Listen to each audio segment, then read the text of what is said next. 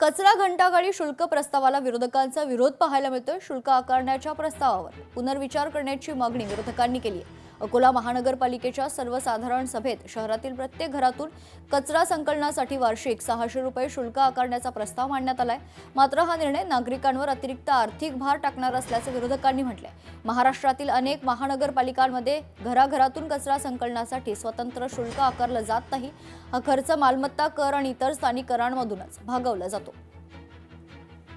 600 रुपये घेऊ नये ही मागणी उद्या नगरसेवकाशी चर्चा करून सभागृहामध्ये जो ठरेल त्याप्रमाणे आम्ही निर्णय करू। परंतु हे जे काही निर्णय आम्ही करतो आहे याच्या मागचा खरा उद्देश आहे की अकोला शहराला कचरा मुक्त करायचा आहे। अकोला शहराचा खत कारखाना हा जो जसा नियमित चालू आहे, महाराष्ट्रामध्ये 1 नंबरचा खत कारखाना आहे, तसंच अकोला शहर ओडीएफमध्ये बसलं पाहिजे, कचरा 100% संपूर्ण साफ झाला पाहिजे ही आमची इच्छा आहे। म्हणून हा विषय आम्ही अजेंड्यावर घेतला।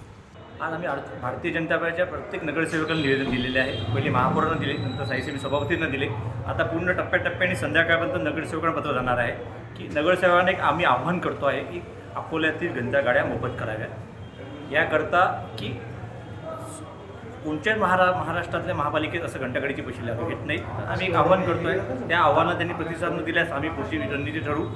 आम्ही महापौर मॅडमला सोल्युशन पण सांगितलं आहे किंवा घंटागाडी मोफत करताना त्यांना पैसे कुठून द्यायचे त्यावर सविस्तर त्यांना सोल्युशन सांगितले आहे। लोकशाही मराठी ऐका, पहा, जागरूक रहा।